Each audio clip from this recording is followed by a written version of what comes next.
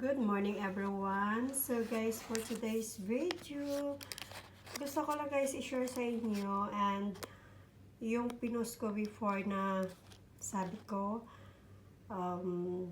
taga Middle East lang nakakilala ng pagkain na to. Look guys, ito ay famous na prutas dito sa Dubai or sa Middle East. So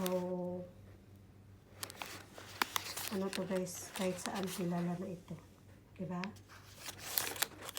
Ito guys is white chocolate yung sa taas niya and sa loob niya is dates.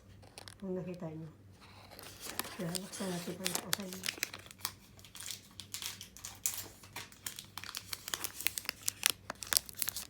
Yan siya guys, diba? Ito yun guys ang sinasabi ko sa inyo. Ang galing ko sa kanya sa lagay.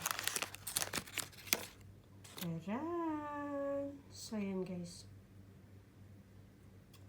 Igatin natin ng konti.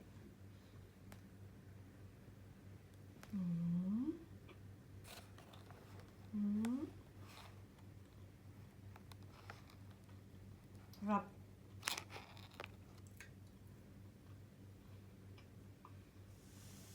And meron tayong tinimplang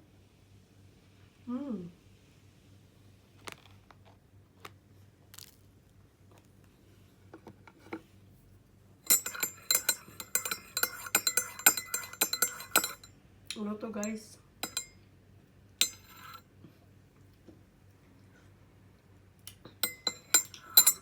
Pangalan nito, Loya with lemon.